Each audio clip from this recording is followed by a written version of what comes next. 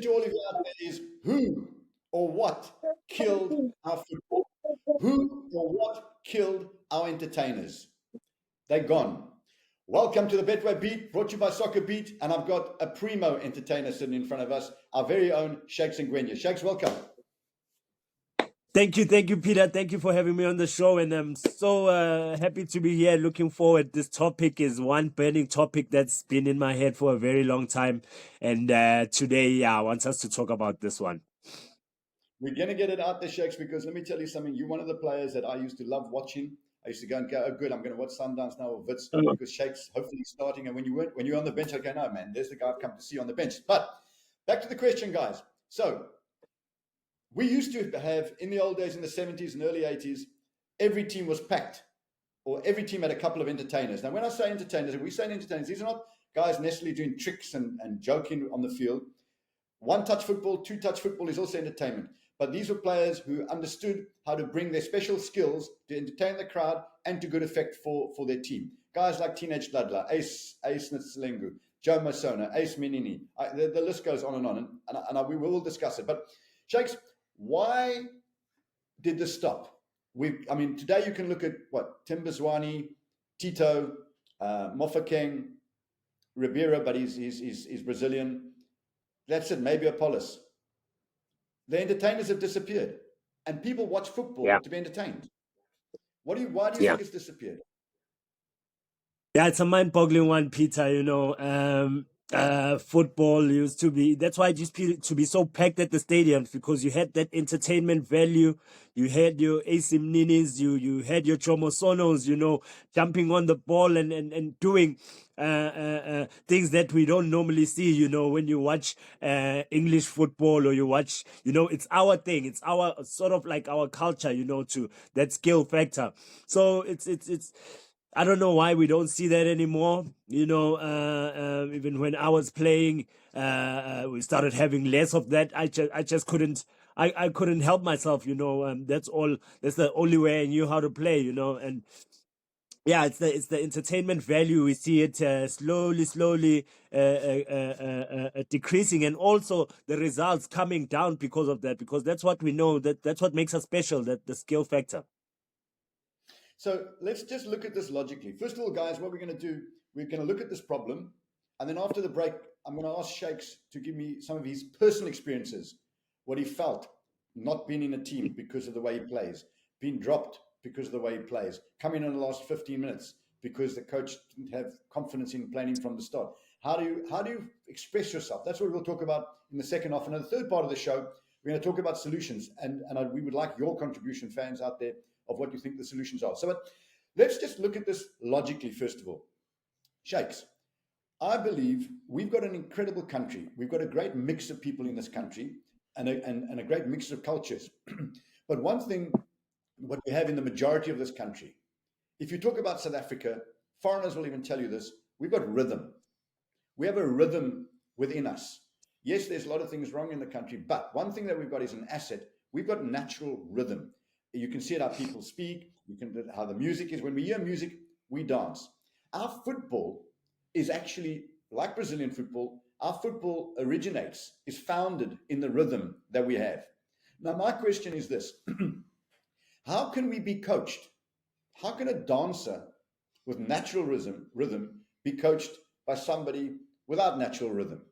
It doesn't mean the person without natural rhythm can't be a good football coach. But he may be a very good coach of German players or British players because mentality-wise, they fit. Surely, and we've had, by the way, foreigners like Ted Dimitri who embraced our game. Clive Barker, obviously local, but a white guy, embraced the game. Mushin Ertugrul, when he came, he obviously he allowed Tabamuki and Jabu Pule to completely express themselves. He loved the last 15 minutes of nice time. And obviously there have been others as well. But how do we have a situation where somebody who comes here, whether he's local born or foreigner, who doesn't embrace the rhythm that we have within us? And when you embrace that rhythm, then you allow it to be expressed in the way we play. And again, that doesn't mean a defender mustn't be a good defender, or a Kansanda mustn't be a Kansanda holding a player, or Linda Buthelezi or Eric Tinkler mustn't do their job. That's their rhythm. But overall, we've got a rhythm in how we play. How did you feel? Why are our coaches, even our local coaches? In fact, let's think about the guys who are our local black coaches. Why? Pitso is a good example. He's a very successful coach. Team played good passing football, but he didn't like it. He didn't like expression. Why? Yeah. Yeah, I think with Pizzo, him growing up too much playing in Greece and elsewhere in the country. I just can't understand it, and especially when it comes from our own people, not embracing our own culture. I can give you an example, Peter. When Brazil was still the real Brazil, when they were winning World Cup trophies, they always had a player who they had their culture, they had their rhythm, and yes, you'll have your player like Katsande, maybe your Dunga, who doesn't do much and holds shape or whatever, but they always had the flair players, in abundance, your Rivaldos. So even in South Africa, we had that. We had your Dr. Khumalos, we had your Shoes, guys who could express themselves on the ball. And Clive Barker used to give them that. To go out and enjoy, but yeah, it's a pity, it's really a subject that hurts me. So it's interesting. As the game in South Africa became more professional and more money came into the game, and tactics became, I call them negative tactics per se, because tactics are not meant to restrain. Tactics are just a Yeah, formation and a method that should encourage the best out of the players that are there, not suppress the players. And I'll tell you an interesting story, Shakes. So I played when there was apartheid initially, and then the first thing that became multiracial or normalized, I should say, was football. And so I came from a white-only league, and there obviously were many skillful players there as well.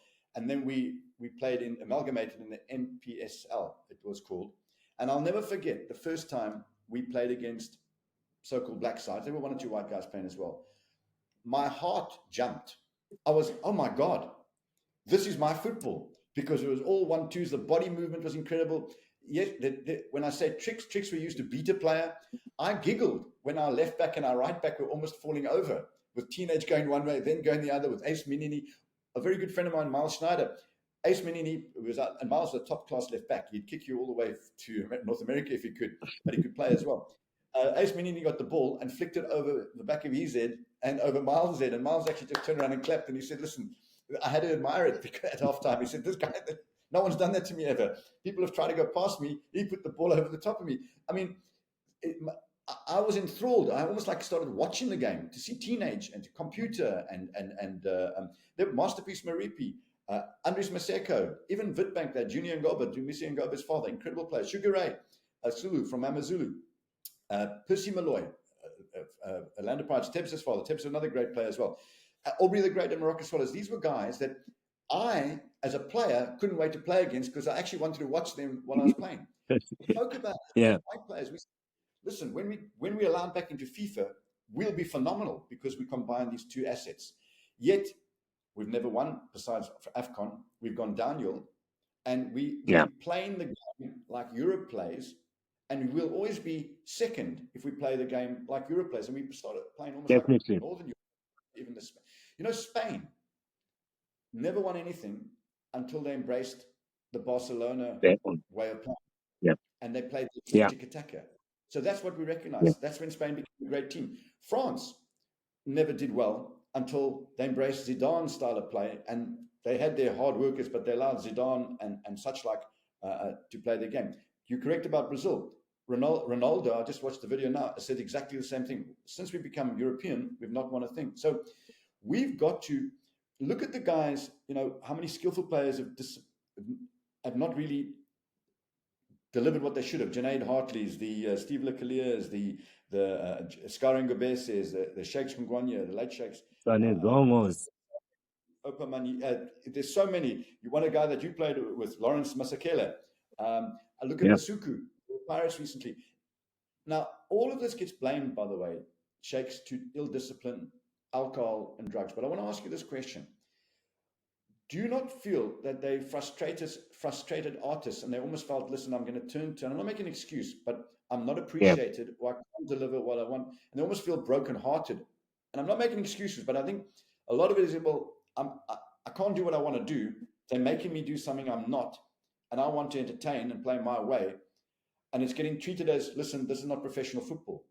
Do you think that played a role to any of these people not fulfilling what they should have fulfilled and turning to drink, or is it giving them an excuse?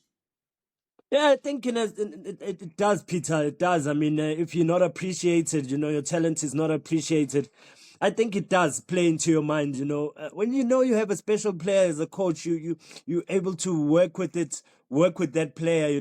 I think even that off the field issues become less. If you show that love for a player and that appreciation for the skill. So I do think those factors do come in. It can't be that all the talented players are wayward as well. Something in the psyche happens there. How special is Zongo? When I think of all these quality players that we had that could have been just depending on who was the coach. I would have loved to see Zongo with Ted Dimitro, somebody who really embraced our style. Came to South Africa and really embraced the culture and knew the psyche of South African players. Because Zongo, what a talent also he was, and could have thrived. But yeah. So, Shakes, we're going to take a short break. And then after the break, I want to hear about your personal experiences.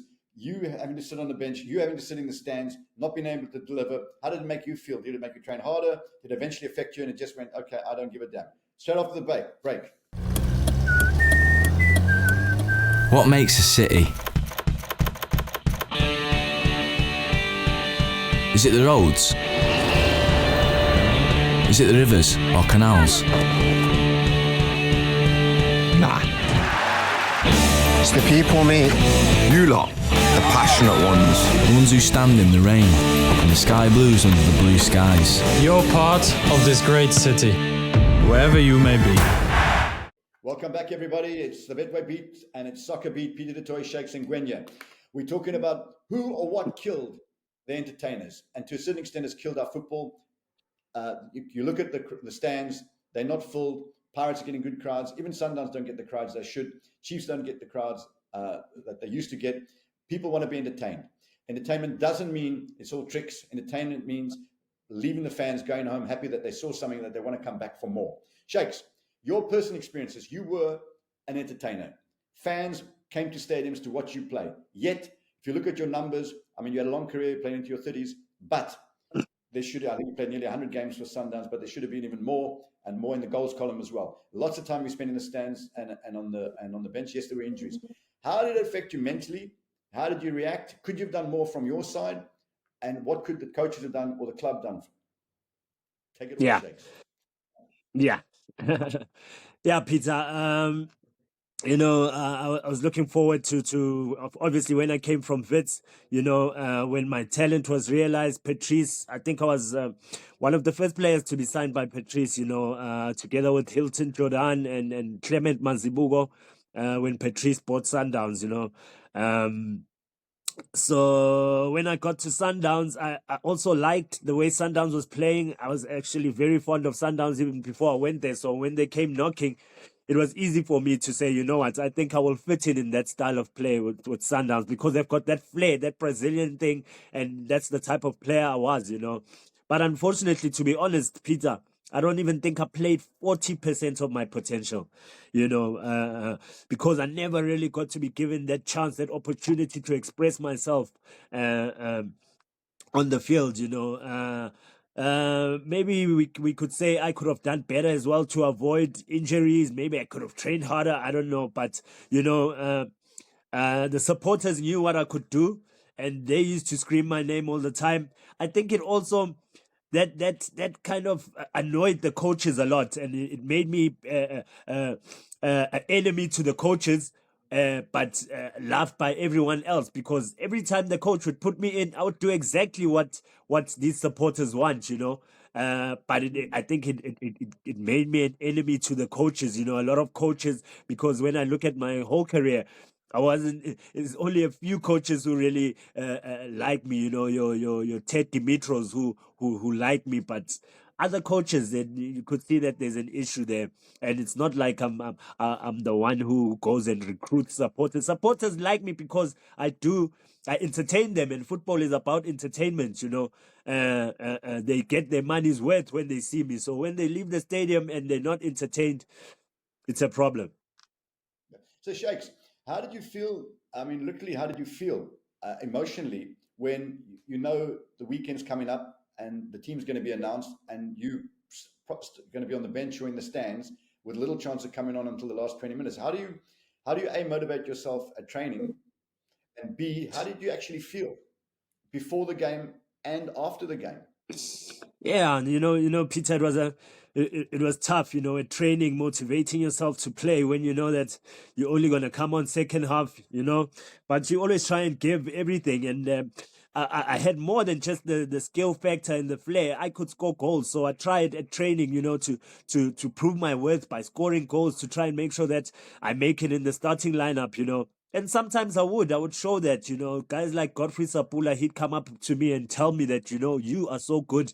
You'll win this game for us if you're in the starting lineup.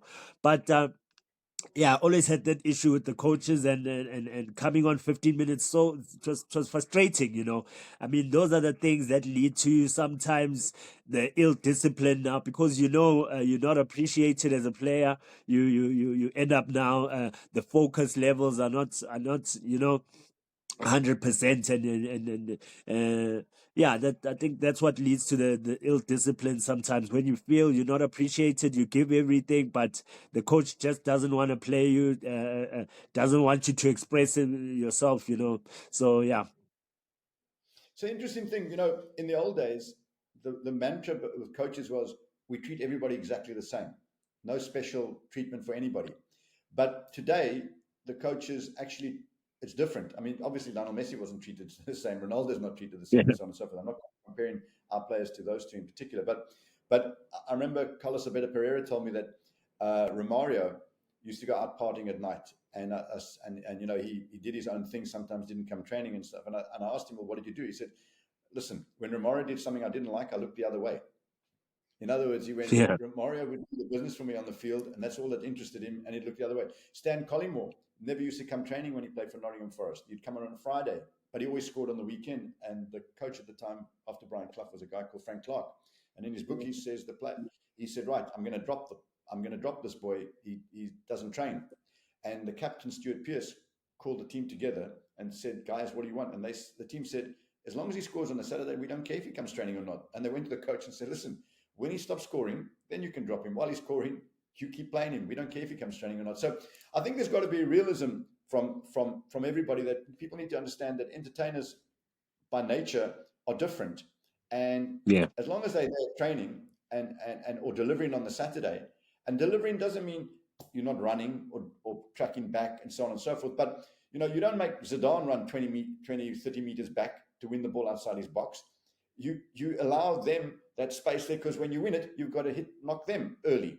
So I think that we've got to start looking at how we treat our South African players, because we've got unique skills here. There's even players here who are not even considered skillful, have got higher level of skill than players elsewhere overseas who think they're skillful. Let's just talk about your teammates that you played with. Are there other teammates that you feel that, given the right mentorship, the right coach, they would have delivered a lot more? I mean, I remember you played with Lawrence Masakela. Yeah, definitely the one I have in mind. Yeah, he's the guy I have in mind now. Peter, I've never seen a skillful player like that. Your Lawrence Masakela. That guy could do things I've never seen. I've never seen even Ronaldinho do those things. So I just believe, depending on where he was, depending on which coach was coaching him, he could have been the best player in the world, with the skill factor that he had. But instead, it was shunned away. He was never given a chance. You too much about Mickey Mouse, So I think, it's a big issue, this of us South Africans, not embracing the quality that we have. I mean, imagine trying to beat the English in crosses. It's not going to happen. We have to embrace what we good at, our culture, our style of play, Even Brazil, you could see since they started embracing Europe too much, they've gone down, So I really believe this needs to change, and for us to be taken seriously in world sports, we need to embrace the quality that we have, our style, our flair. Shakes, we're going to take a short break and then we're going to come back with the solution. See you after the break. Ladies and gentlemen, George hopes he's cooked up the perfect multi-bet. But even if his bets start missing, George keeps smiling. You see, even with multiple misses, George knows he can still win big. A revolution, a revelation, a roaring masterpiece of betting brilliance. Imagine that, multiple misses on his bet slip and George is still a big winner with the world's first bet saver from Betway. Welcome back, guys. The Betway Beat brought to you by Soccerbeat and the man on the beat, Shakes Ngwenya and Peter du Toit. Right, we've asked the question: what's killing or what's killed our entertainers? And who killed our entertainers? Shakes has given his own personal experiences. Now let's look at the solution. Shakes, the solution is very simple. All solutions are actually very simple in life. This one, first point is we've got to acknowledge, as you just said, that our football is unique. We've got rhythm, and we've got to embrace the uniqueness of our football. That's the first thing. And that means club owners have got to embrace the uniqueness of our football. Club owners then need to tell their coaches that they understand that people will come and watch games if they're entertained. Fans are not stupid. They know only one team can win the league. But if you come third bottom, playing entertaining football versus playing boring football, it's obvious. People will come. Your local people in that area will come and watch your team play if the football's entertaining. So club owners have got to go out there and say they want to be entertained. Most of these club owners wouldn't even watch their own team play. So club owners have got to say to the coach, we want to see entertainment. Entertainment doesn't mean that it's just tricks in a circus. It means you defend well, you're still fit, but you play attacking football and entertain the fans in a way in which they go home saying, I enjoyed that, I want to come back again. That's our solution. Shakes, your thoughts on it? Yeah, definitely, Peter. The club bosses have to buy into this. The club bosses have to believe in our style of play, so that they can speak to their coaches, I'll just give you an example, Peter. December, there's these December tournaments in the location. It's packed to capacity. Why? Because people get the value for what they're watching. People want to see flair and the skill factor, and they get it there. But people, when you say they go to a game and it's a free entrance, they still won't be as full as it is in these December games, because they don't get that quality of what they want to see. So definitely the club bosses need to work on that. They need to believe in our style of play, because football is about entertainment, and we want to see people coming to the stadium and enjoying football, and like it was before, when you had your AC Mninis, your teenage ladlas who could express themselves, your Jomo Sonos. We want to see that coming back. Our people love the game, but it's become so technical, so tactical, and we've lost it. Yeah, well, you can still be tactical and technical with players being allowed to express themselves. So, Shakes, I agree with you. The bottom line is football is about the fans. If the fans weren't interested, they won't even watch it on TV.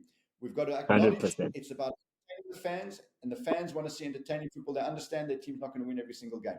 If they're entertained, they'll come back. Entertainment doesn't mean tricks. It means that when they leave that stadium, they feel, wow, I enjoyed that. And by the way, I can tell you right now, as a Madala, I do actually like seeing a player do tricks, because it makes you happy, it makes you laugh, it makes you smile. Shakes, I wish you were still playing. I'd sign you, but I own the club. You guys, cheers. Thank you, Peter.